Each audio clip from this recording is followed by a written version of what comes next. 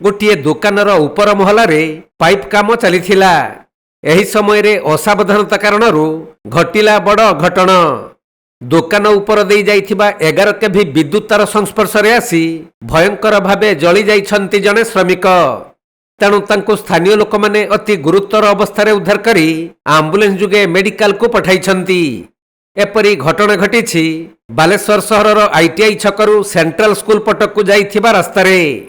विद्युत आघात अति गुरुतर होइथिबा श्रमिकंकु आम्बुलेंस जुगे जिला मुख्य चिकित्सालय रे भर्ती करा जाइथिबा बेले तांकर परिचय मिली पारि नाही।